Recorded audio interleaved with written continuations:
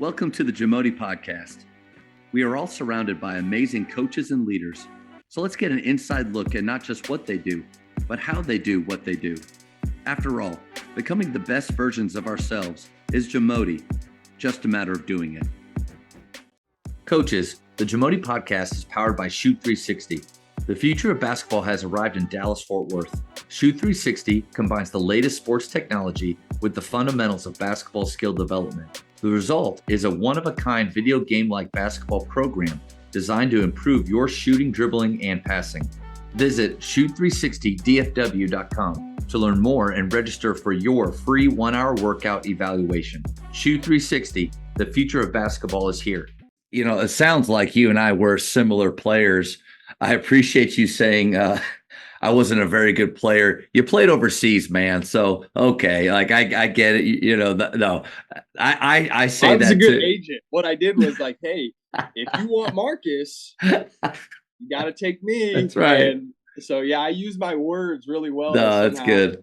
Trick somebody into taking me too. But yeah, as a player, value is what I always wanted to add. And at times that was not on the floor. At times that was on the bench, bringing a lot of spirit and energy, mimicking what my head coach was yelling out, giving those same reminders, helping some of my teammates to kind of get out of their own way at times by giving them jobs to work on other teammates.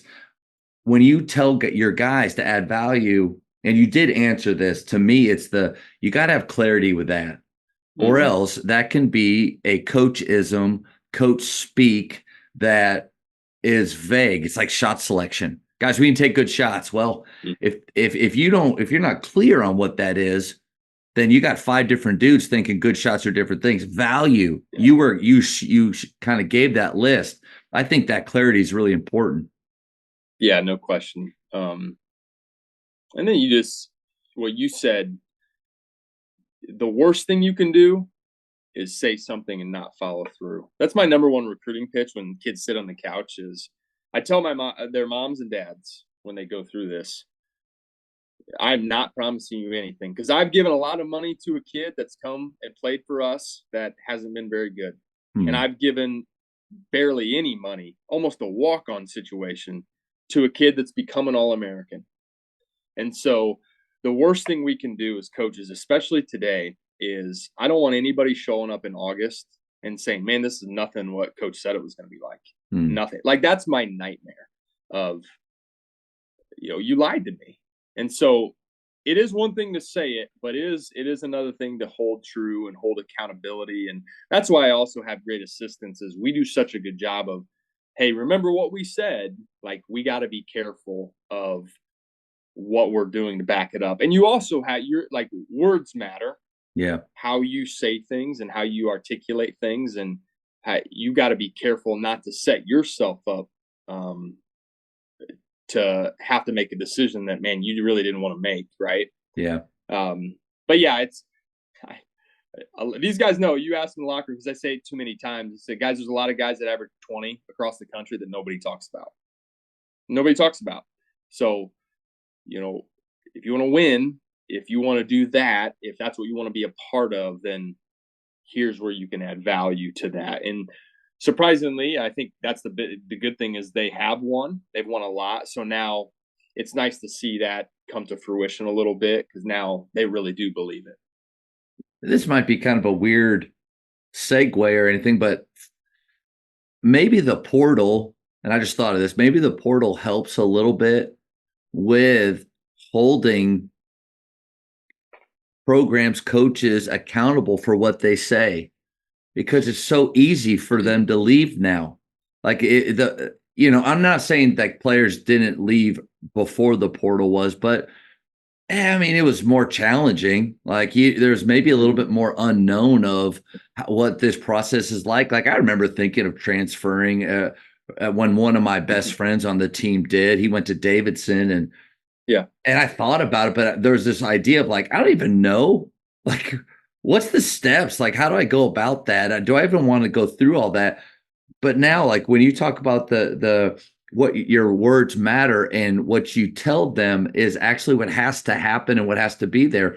If not, man, they can just book it. maybe the portal, because I don't know many people that give the portal positive attributes or byproducts that like is positive. Maybe that is one good thing. Hmm. Well, it's more and more.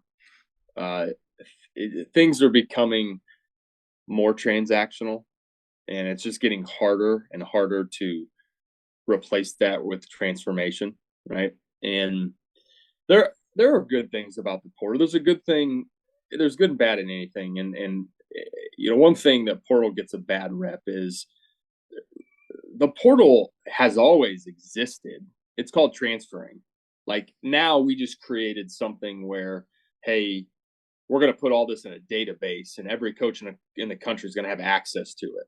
Well, 20 years ago, this is the same thing. It's just now we have so much availability, Yeah. and we are one text or one direct message or one phone call away from we can get that right. So I think with the one thing the portal gets a bad rep on is like there's so many players that enter, but you got to remember too that's not always the kid's decision. Hmm. Like coaches don't get enough heat for like, hey, there's a lot of coaches they're saying, hey, you no longer have a scholarship, or hey, you didn't perform up to your ability, so like, hey, see you later, right? And Thanks for those coming go and those talk with they all me. go into the You're going to same be thing. entering the portal. Yeah, they all go Yeah. into the same category. So Yeah. Yeah, that's true. I try really hard. Like it's a real thing now, Yeah. and we're in a situation where we've been very blessed. Our league is a powerhouse league in the NAI. Crossroads League is just one of, if not the best. We've got so many kids that are available to us, and because of all these bigger schools going after 22 and 23-year-olds, I can get high school kids that are way better than ever before. The problem is now, I'm dealing with it. I know Greg Tonagle's dealing with it. Indiana Wesleyan. I know that the St. Francis guys are dealing with it. Marion's going to deal with it. Bethel's going to. Huntington's. So now we have this situation where okay, we get a good player 2 years down the line, even a low mid major, even a mid major that's not very good. All you got to do is throw 75,000, 50,000, and it just puts us in such a tough position because we just don't have that. We have a lot of great things, and NIL is coming into my level in my league, but not 75,000, right? And a lot of these schools can just talk to a person, boom, write a check, and so that's the next conversation our league is going to have. Honestly, is like, hey, we got to be prepared because it's a shift, and we're 4 year colleges, and we get 4 year guys. And now, are we ready? Because your best players are going to get phone calls, and they're going to get phone calls right away. And the Elijah Malones, they just don't exist, man. They to be here for 4 years and to graduate from Grace and get all these accolades when you had everybody calling you. But what it's done now is like, you're going to have your pick, man. Like there's 30 Power Fives that are trying to get you on campus ASAP on the 12th when it opens up. Yeah. That's pretty cool, right? Yeah. But what's great is, for me, he stayed here and he's going to graduate with a Grace degree. That's pretty special. Coach, let's get past the portal talk because the moment that I even bring it up, I always feel like this isn't college coaches don't want to come on and talk about the portal. So but there was a link there. So I went that direction. But you've taken it another place, which is how do you keep somebody like him for 4 years?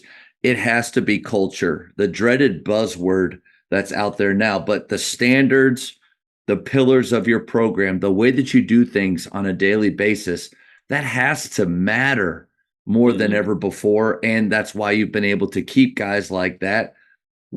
How important is culture to your program? How does it drive performance?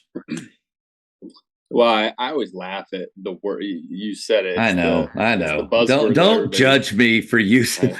But the reality is, and it is funny because I take a look at some of these other programs, and especially outside of our league, like our league's full of so many great coaches and so many great men and leaders of men who I think do things the right way. And we're a faith-based institution and we're a faith-based league, so I look at some of these other things and they bring this word up, and I'm like, man, I think our definition is different, because I think there's a lot of guys that define it some way, and it's like, yeah, That's not how I define it. So for me, for us specifically at Grace, I think that if it's only about basketball, if that is it, you're going to be disappointed. The game will let you down sooner or later. It's going to disappoint you. Whether it's a day, a week, a month, a season, or a career, you are going to be disappointed about basketball, right? So why does Elijah stay? Man, I don't know. I mean, honestly, I don't. But I think what it tells me and my assistants are, guys, we're moving in the right direction. If it was only about basketball, E would have bounced a long time ago. I've got multiple guys that are talented enough, All-Americans. We got a kid next year who had to play somewhat like with and behind Elijah, but I'm not kidding, Matt. Like, I would put him up with anyone in our league to be one of the favorites to win Conference Player of the Year, and he was our sixth man last year. Wow. So a guy like Ian Scott is, well, you can go anywhere. Right. And he can go Division I, like he can make some money. But if it's only about basketball, then he would have been gone a while ago. Coach, I'm not starting. Like, I play 22 minutes a game. I'm better than this. I'm going to be just as good as E. Like, me, right?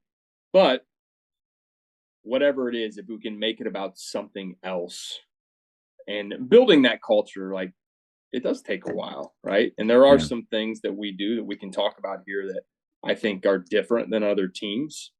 But I knew I'm not trying to be anyone else. I'm trying to be Grace, and there are a lot of teams that do things really well.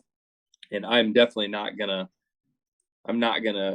take away and shift our goals as a program and our beliefs as a program to fit a really good basketball player. I'm just not gonna do it. I think and let me just jump in. I think what you're talking about is that your program as a whole having a higher purpose, the why being higher than just the game. And I love what you said, the game will let you down. And I'm not going to launch into a long story here, but I mean, going into my senior year, I thought we were going to be really good. And one of my teammates shot and killed one of my other teammates, and my entire program fell apart. And within the course of 2 months, 10 teammates were gone, the entire coaching staff. Coach Drew comes in as a 32-year-old to take over. We have 6 players and 5 walk-ons. Basketball was broken, let me down, and I realized that I had nothing else. That's a horrible feeling when your program is all about basketball and they're unhappy with the game. Could be playing time, could be just the way that they're playing, could be a lot of different things, or an extreme situation like mine. You find out that it's not enough. So when you have a higher purpose to your program, a higher why than just the game, if they have an injury, if the season doesn't go the way that you want, you can still, I don't know, you can still have success. You can define success differently than everybody else does. It seems like that's what you guys are doing. Thank you for checking out today's episode. Please take a moment to subscribe to this podcast, share it with your fellow coaches, and find us on social media for what's coming up next on the JAMODI podcast. It's just a matter of doing it.